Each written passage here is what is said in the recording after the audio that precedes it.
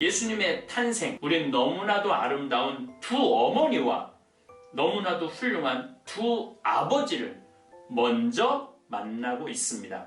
우리 자신도 정말 훌륭한 자식을 키울 수 있을 만큼 부모로서 훌륭한 자질을 갖추고 있는지, 또 노력하고 기도하고 있는지 생각해보는 하루가 되시기를 바라겠습니다. 지극히 높은 곳에서는 하느님께 영광, 땅에서는 그분 마음에 드는 사람들에게 평화.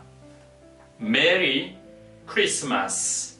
예수님의 성탄을 진심으로 축하드리고 감사하고, 제 메리미사 강론을 듣는 모든 분들과 함께 손을 맞잡고 기쁨의 춤을 추고 싶습니다. 예수님의 성탄이 얼마나 흥분되는 사랑인지 말로 표현할 길이 없습니다.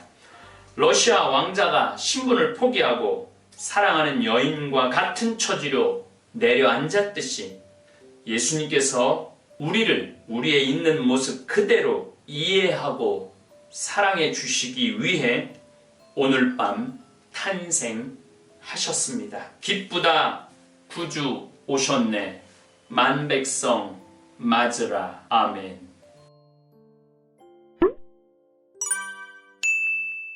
(10년) 전에 저는 이스라엘 성지순례를 갔을 때 엘리사벳이 살았던 아인케렘을 성지순례한 적이 있었습니다.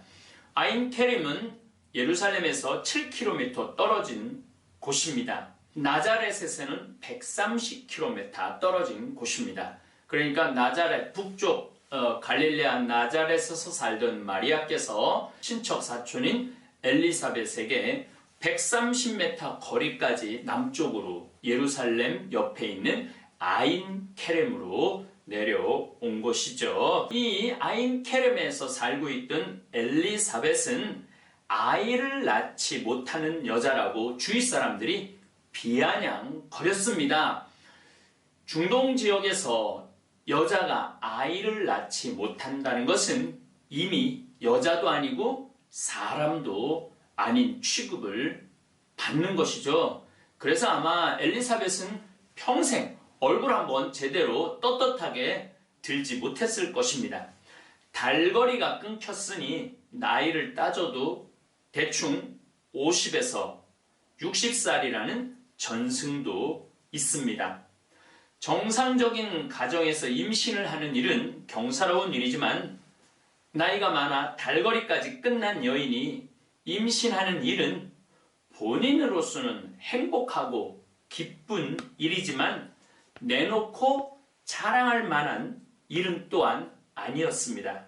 지금도 아마 지금 대한민국에서 달거리 끝난 60된 손자, 손녀도 있는 엄마가 임신을 한다면 참 애매한 상황이 벌어질 것입니다.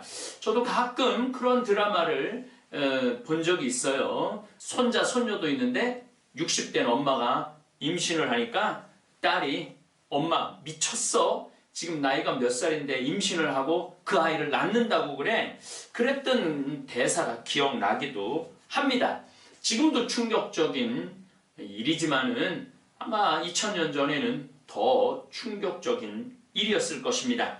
그래서 아버지인 스가랴는 가브리엘 천사가 엘리사벳이 임신할 것이라는 예언에 비웃고 믿지 못하다가 10달을 벙어리로 지냅니다. 아마 제 생각에는 가브리엘 천사가 벙어리로 만들기 전에 이미 할 말을 잃었을 것입니다.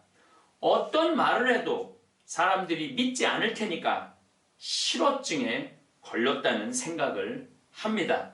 저도 고등학교 2학년 때 3달 동안 말을 한마디도 안 하고 지낸 적이 있었습니다. 집에서도 학교에서도 성당에서도 한마디도 한 적이 없어요. 3개월 동안.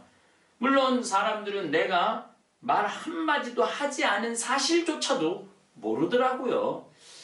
참 그런 걸 보면서 제가 아주 특별한 경험을 했는데, 이때는 제가 오로지 하느님하고만 말하고 싶었고 한마디를 하지 않아도 외롭지도 않았고 막상 그때 깊은 내면의 기쁨을 누구에게도 설명을 할 수가 없었어요. 그 하느님과의 대화 시간이 너무 행복했기 때문에 그 얘기를 어떻게 말로 표현할 수가 없었던 시절이 있었습니다. 어쨌든 세례자 요한의 아버지 스가랴도 그 기쁨과 놀람과 충격으로 한마디도 말을 못하고 오로지 하느님 아버지의 놀라운 신비에 가슴이 벅차올라 충만한 기쁨이 차 있었을 것입니다. 더욱 놀라운 사실은 엘리사벳의 사촌 16살 마리아의 방문이었습니다. 마리아는 북쪽 갈릴레아 지방 굉장히 멀어요. 지금 뭐 130km라고 그러면은 여기 직선거리로 여기서 우리 서울까지, 평창에서 서울까지죠.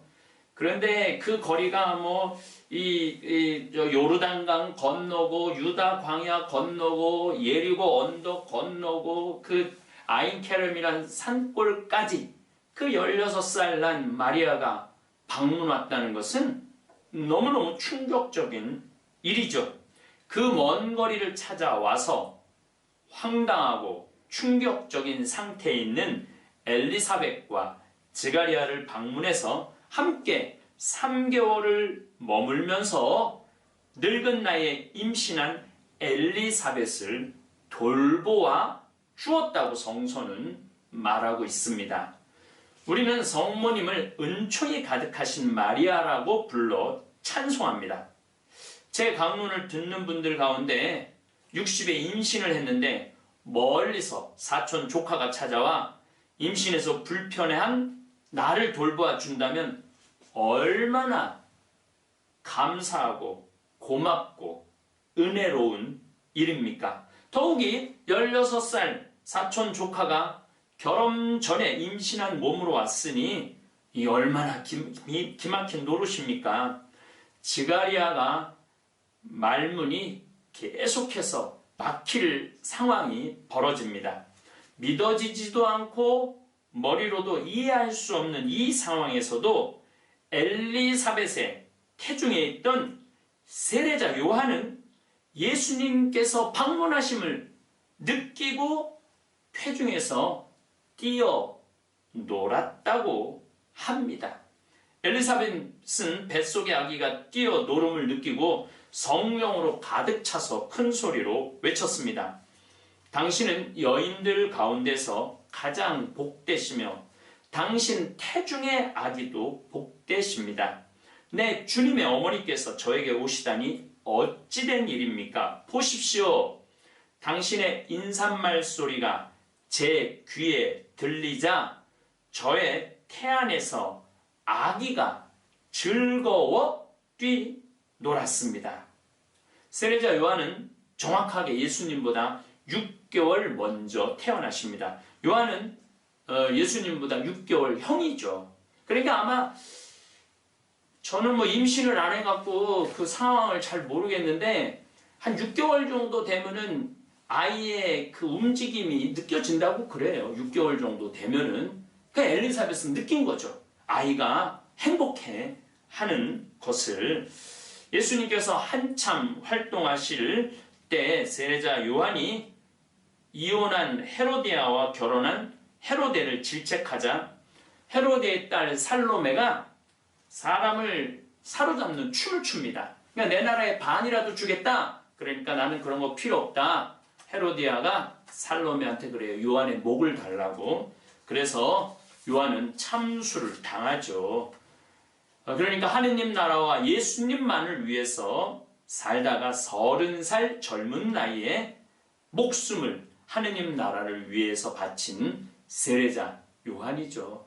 그러니까 엘리사벳 엄마가 늙은 나이에 임신했을 때도 그 아기 예수님의 오심을 느끼고 기뻐 뛰놀던 세례자 요한은 결국은 예수님을 위해서, 예수님을 준비하기 위해서 목숨을 마지막에 내놓는 분이죠. 그러니까 예수님께서 이 사람의 뱃속에서 태어난 사람 중에 요한보다 위대한 사람은 없다라고 말할 정도로 예수님하고 세례자 요한의 그 교감, 공감은 아주 특별했던 모양입니다. 이 위대한 분의 어머니 엘리사벳의 잉태와 태교를 우리는 복음을 통해서 듣고 있습니다. 이방원 하여가 조선 건국에 아주 큰 역할을 한 이성계의 아들이죠. 하여가의 이런들 어떠하리 저런들 어떠하리 만수산 드렁치기 얼거진들 어떠하리 우리도 이같이 얼거져 100년까지 누리리라고 고려말 충신 포온 정몽주의 마음을 돌리려고 합니다. 이에 정몽주는 이 몸이 죽고 죽어 100번 고쳐 죽어 100골이 진토되어 넋이라도 있고 없고 님 향한 일편단심이야 가실 줄이 있으랴 하면서 단심가로 답하고 이방원의 철퇴를 맞아서 선주교에서 죽죠. 이 정몽주 묘가 제가 경기도 광주 능평성당에 본당 신부로 있었을 때 묘가 능원이라고 아주 가까이 있었어요. 그래서 제가 한 3번 정도 찾아갔던 것 같아요.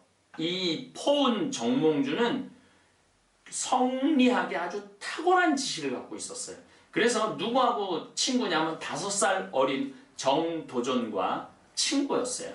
그래갖고 그 나라를 개혁하자고 노력을 했는데 삼봉 정도전은 아예 왕조로 갈아버리자 이렇게 얘기했고 포는 그러면 안 된다. 이 안에서 하자. 그래서 둘이 길이 갈리고 정몽주는 선주교에서 철퇴에 맞아 죽죠. 정몽주는 성리학에 깊은 조예가 있었고 조선을 개국한 정도전의 절친이면서 학문에 굉장한 영향을 미쳐요. 사실은 조선의 개국의 바탕에는 누가 있느냐면은 포은 정몽주가 있었죠. 그런데 포은 정몽주의 어머니 이씨가 남긴 태중 훈문이라는 내용이 이런 내용이 있어요. 그녀는 선현의 행적을 더듬고 그에 관한 책을 독서하며 나도 그와 같은 위인을 낳았으면 좋겠다는 마음으로 보통 인간이 행하기 힘든 행동을 해야 한다며 태교의 중요성을 말하죠. 지금 엘리사벳과 마리아의 만남은 제가 보기에는 이 위대한 두 분의 어머니의 태교의 모습을 볼 수 있죠. 늙은 나이에 임신한 엘리사벳이 건강이 어떨까 걱정한 마리아가 찾아왔고 3개월 동안을 엘리사벳을 돌봐주고 또 엘리사벳의 그 아기 그 태중에 있는 아기는 엄마가 음악을 들을 때 같이 음악을 듣고 엄마가 분노할 때 같이 분노하고 느낀다고 그러잖아요. 그렇듯이 엘리사벳이 마리아의 방문을 받았을 때 그 놀라움과 정말 환희를 세례자 요한도 같이 느꼈던 것이죠. 훌륭한 태교는 훌륭한 인물을 낳는 기초입니다. 조선 최고의 명의인 구암 허준 선생도 동의보감에서 이렇게 얘기를 합니다. 태어날 아이의 성품은 물론 한 가정의 귀, 흉, 화복조차도 아버지의 마음가짐에서 좌우된다 하며 아버지의 태교 또한 강조를 하죠. 요한의 아버지 즈가리아는 기도하는 사제였습니다. 제단에서 분양하는 사제였어요. 요즘 아버지들도 아이를 가질 때 기도하는 마음으로 합방한다면 태어날 아이의 삶은 완전히 달라질 것입니다. 세상을 비추는 빛이 될 가능성이 높은 자녀가 태어나겠죠. 합방도 안 한 상태에서 16된 아내 마리아가 임신한 상태를 알고 아내될 마리아를 살리기 위해서 남모르게 파혼하기로 마음먹다가 결국 천사의 알림으로 마리아의 보호자가 되기로 결심한 요셉 덕분에 예수님은 사랑이 충만한 가정에서 자라게 됩니다. 이 두 아버지 모두 훌륭한 아버지로의 역할을 다 해냈습니다. 우리가 결국 지갈의 아들 세례자 요한은 인류의 구세주를 준비한 위대한 인물이 되었고, 예수님은 부모님의 사랑과 신앙 안에서 성장하여 인류의 구세주가 되죠. 예수님의 탄생, 오늘 21일이니까 이제 나흘 남았습니다. 우리는 너무나도 아름다운 두 어머니와 너무나도 훌륭한 두 아버지를 먼저 만나고 있습니다. 우리 자신도 정말 훌륭한 자식을 키울 수 있을 만큼 부모로서 훌륭한 자질을 갖추고 있는지, 또 노력하고 기도하고 있는지 생각해보는 하루가 되시기를 바라겠습니다. 그리고 그때 아인 케렘 성모님하고 마리아가 이렇게 만났던 그 성지에 가보면은 엘리사벳 배는 조금 더 나오고 성모님은 배가 조금밖에 안 나왔어요. 그 앞에 성지 앞에 그 동상이 있어요. 그 동상에 엘리사벳의 배를 만지면은 아이를 못 낳는 사람들이 아이를 낳는 은총을 받는데요. 근데 그때 아주 젊은 아가씨가 아니죠. 새댁인데 한 7년 동안 애를 못 가졌다고 그 시어머니가 며느리를 데리고 아인 케렘으로 같이 간 거예요. 그래갖고 그 엘리사벳의 배를 만지고 제가 또 그 기도를 해줬죠. 그랬는데 아이를 가져왔고 이제 뭐 지금 초등학교 한 3학년, 4학년쯤 됐겠네요. 병원에서는 아이 갖기 힘들다고 그랬는데 기적적으로 아이를 가져갔고, 저는 특별히 그 아인 케렘 엘리사벳과 성모님이 만났던 그 성지에 대한 기억이 있습니다. 그 후로도 뭐 저는 뭐 한 7, 8번 그곳을 들렀는데 그곳에 가고 기도한 분들 여러 번 제가 이 소식을 들었어요. 아이 원해 갖고 거기 가서 기도를 했는데 아이를 가지게 됐다고. 저는 성지 순례를 가서 홀리랜드, 예수님이 활동하신 데를 홀리랜드, 거룩한 땅이라고 그러는데, 정말 성지 순례를 가면 특별한 하느님의 섭리, 더 풍부한 하느님의 은총이 내리는 것을 느낍니다. 여러분들 혹시 지금 아이를 간절하게 갖고 싶은데 아이가 생기지 않는다면 달거리가 끊어진 엘리사벳에게도 생명을 주는 하느님이십니다. 간절하게 기도하시면은 그 기도의 정성이 하늘에 닿으면은 여러분들 아주 소원을 이루실 수 있습니다. 예수님 성탄 시기에 더욱더 간절하게 기도 바치시고 건강하고 행복한 생명, 또 지금 임신하신 분들이 있다면은 기도하는 거 잊지 마십시오. 기도하는 소리를 아이가 듣습니다. 사랑하는 우리 교우 여러분들, 우린 지금 설레는 마음으로 예수님의 탄생을 기다리고 있습니다. 제가 말씀드렸듯이 9.12도 중에 계신 분들 많이 있을 겁니다. 하늘은 이슬비처럼 의인을 내려달라고 찬송하시면서 예수님 탄생 준비 차분히 차근차근히 잘 하시기를 바라겠습니다. 지극히 높은 곳에서는 하느님께 영광, 땅에서는 그분 마음에 드는 사람들에게 평화. 메리 크리스마스. 예수님의 성탄을 진심으로 축하드리고 감사하고, 제 매일미사 강론을 듣는 모든 분들과 함께 손을 맞잡고 기쁨의 춤을 추고 싶습니다. 옛날 러시아에 한 왕자가 살았습니다. 그 왕자는 참으로 어질고 착하고 왕인 아버지의 뜻을 잘 순종하는 왕자였습니다. 하루는 왕자에게 궁밖에 나들이 할 기회가 생겼습니다.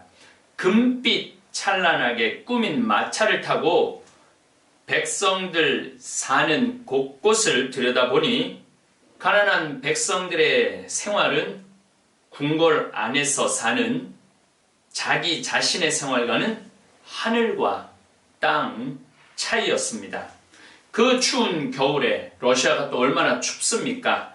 구멍이 뻥뻥 뚫린 옷을 여미며 장사하는 천민들, 아무런 보온시설 없이 추위에 떠는 병자들, 씻지 못해서 머리는 떡이 져서 뭉쳐 있었고 얼굴에는 더러움이 묻어 있었습니다.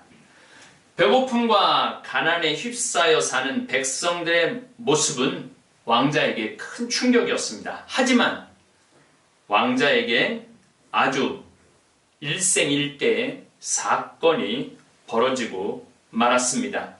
거리의 참상을 한참 구경하다가 겉모양은 초라해 보여도 눈빛이 영롱하게 빛나는 너무나도 아름다운 여인을 본 것입니다. 왕자는 그 여인을 본 순간부터 사랑에 불타 사랑의 열병을 앓기 시작했습니다. 왕자는 궁궐로 돌아와 줄곧 그 여인의 사랑을 얻는 방법에 대해서, 그 여인을 아내로 맞아들이는 방법에 대해서 고민하고 고뇌하였습니다. 많은 대신들은 그것을 뭘 그렇게 어렵게 생각하느냐고 책망을 하였습니다. 당장 군사를 시켜서 궁궐로 데리고 와서 아내로 삼으면 될 것이 아니냐고, 왕자님이 이 나라에서 뜻대로 못할 일이 어디 있느냐고 질책하듯 왕자를 꾸짖었습니다. 그러나 왕자의 생각은 달랐습니다. 자기의 권위로, 그리고 그 여인의 자유를 박탈하면서까지 자기의 욕심을 채우고 싶지 않았던 것입니다. 그 여인의 자유로운 응답을 듣고 싶었던 것입니다.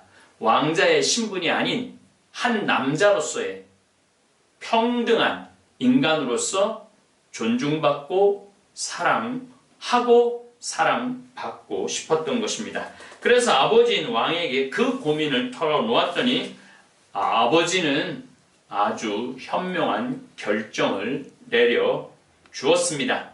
그 여인의 진정한 사랑을 얻고자 한다면 왕자의 주의를 버리고 또 화려한 옷도 벗어버리고 호위 군사와 시종들도 물리고 그 여인의 삶으로 들어가서 똑같은 신분이 되어 진심으로 그 여인을 사랑하고 또 그 여인의 자유로운 사랑의 고백을 들어라.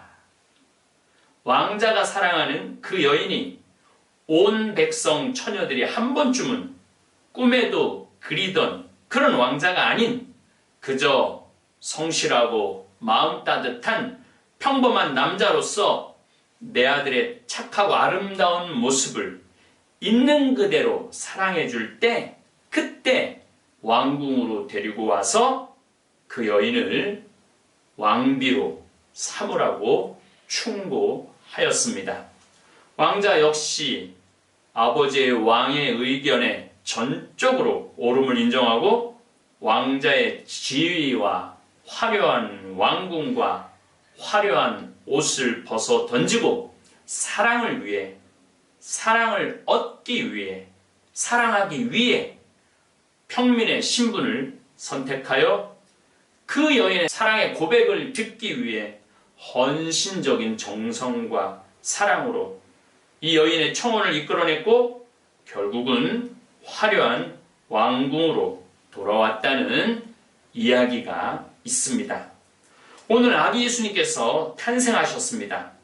온 세상의 임금이신 예수님께서 이 세상살이에 지쳐 울고 웃고 또 인간적 나약함으로 넘어지고 좌절하고 또다시 아름다운 삶을 위해 성숙해가는 우리 인간들을 사랑하시기 위해 하늘나라의 왕자를 포기하고 우리와 똑같은 인간이 되셨습니다.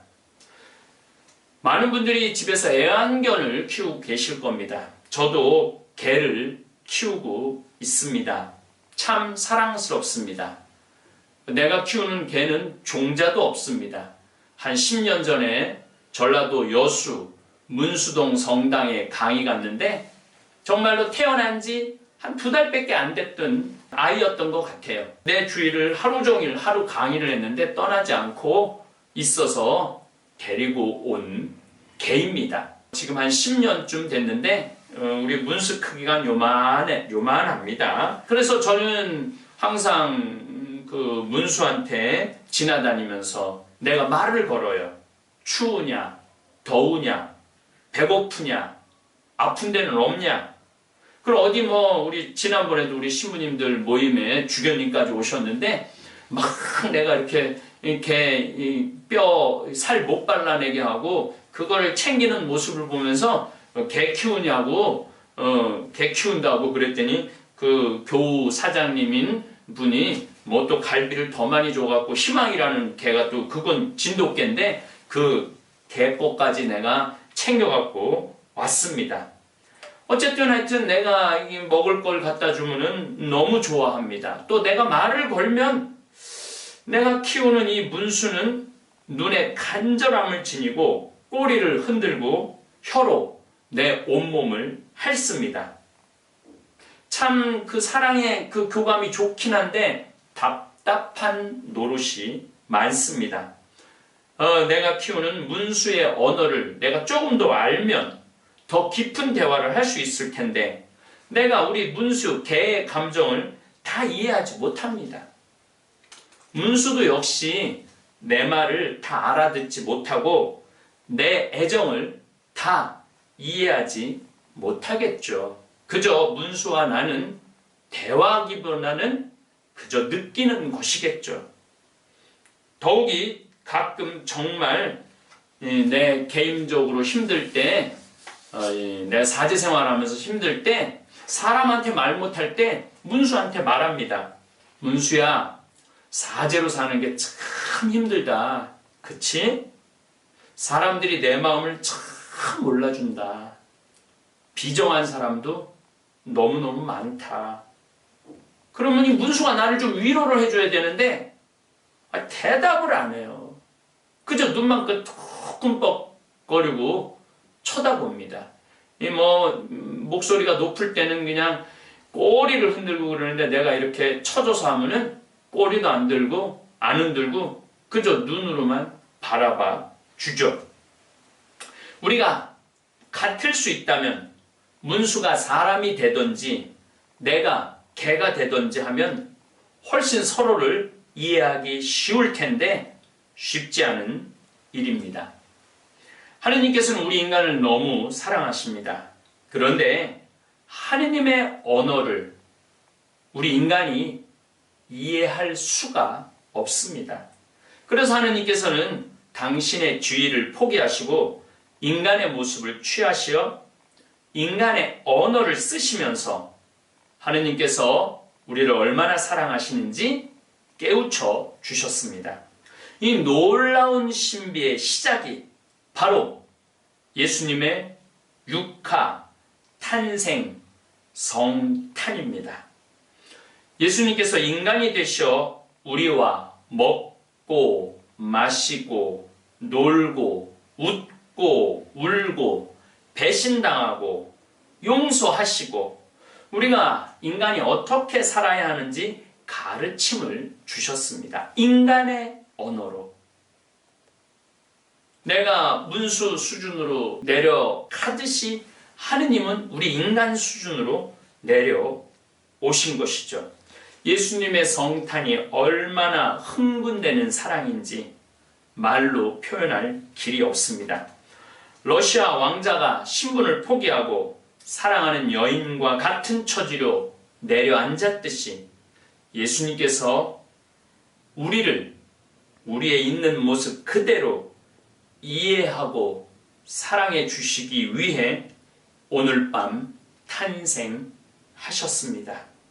나 환자를 고쳐주시고 눈먼이에 눈을 뜨게 해주시고 용서하는 법을 알려주시고 걷지 못하는 중풍병자를 일으켜 주시고 버림받은 사람에게 용기를 심어 주시고 몸을 파는 여인을 감싸 안아 주신 예수님께서는 마지막에는 사랑하는 나를 위해, 결점투성인 나를 위해 그 결점을 메우시고자 십자가에서 목숨까지 바치신 아름답고 숭고한 사랑을 보여주셨습니다.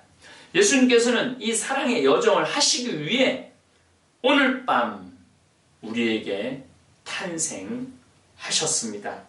기뻐하고 축하하고 감사하고 환영하는 거룩한 밤입니다.